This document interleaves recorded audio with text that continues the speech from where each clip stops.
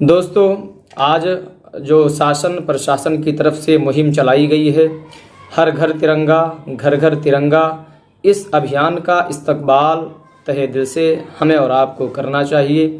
जो मुहिम चलाई गई है शासन की तरफ से, प्रशासन की तरफ से, ये मुहिम है कि हर घर में तिरंगा, हर घर घर तिरंगा। तो इस अभियान का, इस मुहिम का सभी वर्ग के लोगों को एकजुट होकर इस्तकबाल करना चाहिए, इसलिए कि ये तिरंगा हमारी शान है, हमारे देश की शान है, हर बच्चे की पहचान है, हिंदुस्तानियों की पहचान है।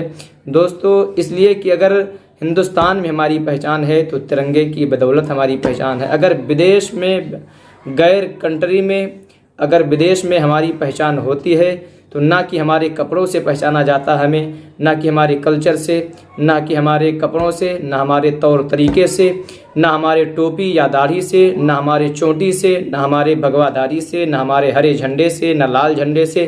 किसी झंडे से हमारी अगर पहचान विदेश में होती है तो सिर्फ तिरंगे से हमारी पहचान होती है। हम तिरंगे से बाहर मुल्कों में, बाहर देशों में पहचाने जाते हैं। इसलिए हमारे हिंदुस्तान के लोगों ने, उन पुरुषों ने, महान पुरुषों ने इसी तिरंगे की अज़मत को बचाने के लिए, इसी तिरंगे को फहराने के, लहराने के लिए दोस्तों हमारे बुज़ुर्गों ने, हमारे अकाबिरों ने, हमारे महान पुरुषों ने अपने जान की बलिदान इस देश के लिए दिया है, कुर्बानी दिया है, तब जाकर इस तिरंगे को उन्होंने लहराया है, फहराया है।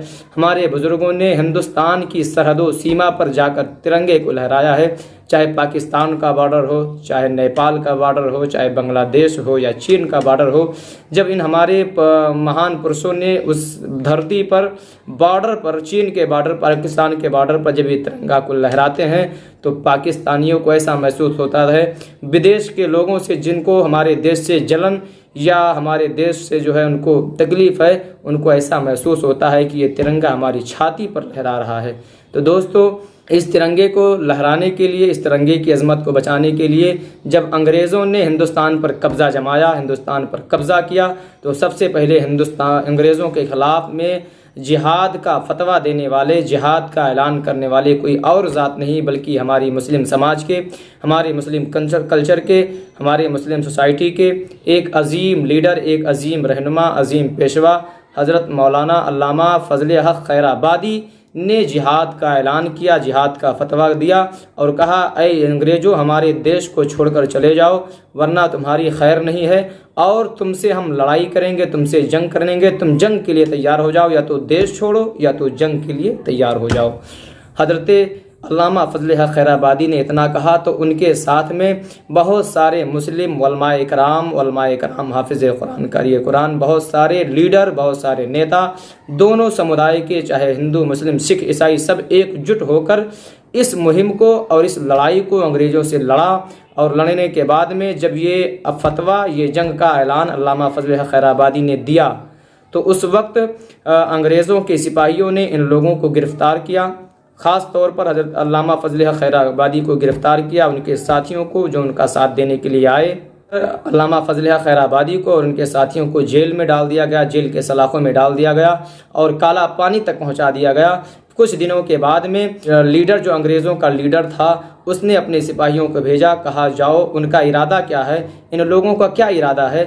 तो जब अंग्रेज़ का सिपाही जाता है, अल्लामा फ़ज़ल हक़ खैराबादी से मुखातब होता है और कहता है, ऐ अल्लामा फ़ज़ल हक़ खैराबादी, अपने जंग का ऐलान जो आपने किया है, फतवा दिया है, इसको आप वापस ले लीजिए और सरेंडर कर दीजिए। हम आपको इसके बदले में आपकी जान बख्श देंगे, आपको फांसी से बरी कर देंगे, आपको आज़ाद कर देंगे, आपके साथियों को आज़ाद कर देंगे, बरी कर देंगे।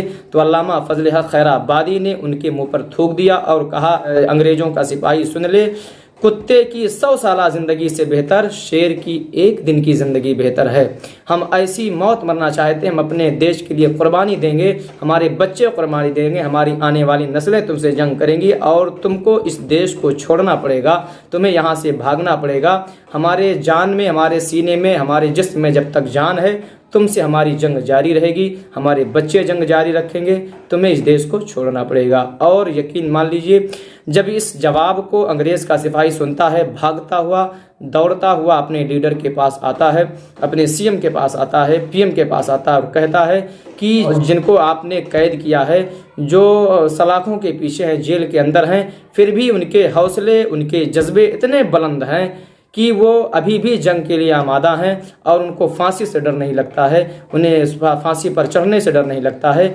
तो उन लोगों ने आपस में मशवरा किया। उसका लीडर जो कहता है कि अब जो जेल के अंदर हैं उनके हौसले इतने बुलंद है, तो अब मुमकिन ये है कि ज़्यादा दिनों तक हिंदुस्तान पर अब हमारा राज नहीं चलेगा, हम लोग राज नहीं कर पाएंगे। और ऐसा ही हुआ। इन बुज़ुर्गों ने, इन महान पुरुषों ने, इन अकाबिरों ने, इन वलमाए कराम ने जंग जारी रखा और यहाँ तक कि हिंदुस्तान को आज़ाद कराया। हिंदुस्तान को आज़ाद कराने में हिंदू, मुस्लिम, सिख, ईसाई सब लोगों ने मिलकर हिंदुस्तान के लिए अपने जान का बलिदान, अपनी कुर्बानी पेश की और उसके बाद में हिंदुस्तान को आज़ाद कराया और उसके बाद उसी तिरंगे को लहराया। बड़ी कुर्बानियों के बाद ये तिरंगा आज हमारे हाथ में है, आज हमारे समाज में हमको मिला है। बड़ी कुर्बानियों के बाद में हमारे उन बुज़ुर्गों का लाख लाख एहसान है, शुक्र एहसान है कि उन्होंने हमारे देश को आज़ाद कराया और आज़ाद कराने के बाद में ये झंडा, हमको ये तिरंगा मिला है। तो इस तिरंगे का सम्मान होना चाहिए। हर जाति और धर्म से ऊपर उठकर इस तिरंगे का सम्मान होना चाहिए। शासन प्रशासन ने जो मुहिम चलाई है, जो अभियान चलाया है कि हर घर में तिरंगा होना चाहिए, हर घर में तिरंगा हो, हर मकान पे तिरंगा हो, हर गाड़ी में तिरंगा हो, हर दुकान पे तिरंगा हो, हर सरकारी जो है विभाग में ये तिरंगा होना चाहिए। मैंने तो अपनी गाड़ी में भी तिरंगा लगा लिया, अपने मकान पर मैंने तिरंगा लगाया है। और उसके बाद एक मैं स्कूल का अध्यापक, प्रधान अध्यापक होने के नाते, मैं एक कॉलेज का प्रिंसिपल होने के नाते मैंने अपने छात्र और छात्राओं के गार्जियन जो हैं, उनके मदर और फादर हैं, जो उनके माँ बाप हैं, मैंने उनको बुलाकर एक मीटिंग किया और उसके बाद में मैंने उनको तिरंगा अपने फंड से, अपनी जेब से खरीद कर उनके माँ बाप को, उनके बच्चों को, सबको दिया। और मैंने दिशा निर्देश दिया, मैंने ये हुक्म दिया कि आप लोग अपने घर पर तिरंगा ज़रूर लगाएं, इसलिए कि ये तिरंगा हमारे देश की शान है, हमारी पहचान है। अगर हम बाहर मुल्कों में पहचाने जाते हैं, विदेश में हम जाने जाते हैं, तो इसी तिरंगे के माध्यम से, तिरंगे के ज़रिए से हमारी पहचान होती है। चाहे हम हिंदू हों, चाहे मुसलमान हों, चाहे सिख हों, चाहे ईसाई हों, अगर हम बाहर मुल्कों में पहचाने जाएंगे तो यही तिरंगा हमारी शान भी है और पहचान भी है।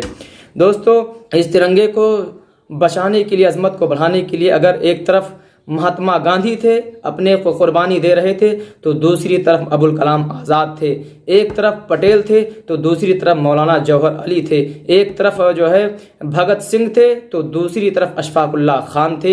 एक तरफ भारत रत्न इंदिरा गांधी बन रही थी, दूसरी तरफ अब्दुल हमीद पाकिस्तानी टैंकों को तोड़ता हुआ नजर आ रहा था, पाकिस्तानियों का मुकाबला करते हुए नजर आ रहा था। और एक तरफ अगर जनरल अरोड़ा थे तो दूसरी तरफ ब्रिगेडियर उस्मान थे। और इन लोगों ने अपना बलिदान देकर, अपने जान की कुर्बानी देकर, तपस्या करके इन लोगों ने इस झंडे को, इस तिरंगे को हमें दिया है। तो हमें इस झंडे को, इस तिरंगे का सम्मान करना चाहिए। हर वर्ग के लोगों को एकजुट होकर इस तिरंगे का सम्मान होना चाहिए। और मेरी आपसे गुजारिश है, मैं अपने भाइयों से, मुस्लिम समाज के लोगों से कहूँगा कि अपने घर पर आप ज़रूर तिरंगा लहराएं, फहराएं, अपने दुकान पर लगाएं। कि मैंने कहा है अपने बच्चों से, अपने स्टूडेंट से कि आप तिरंगे के साथ घर से आएंगे और उसके बाद तिरंगा यात्रा में निकलेंगे, उनके गार्जियन भी रहेंगे, इसलिए कि ये तिरंगा हमारी शान है, ये तिरंगा हमारी पहचान है दोस्तों।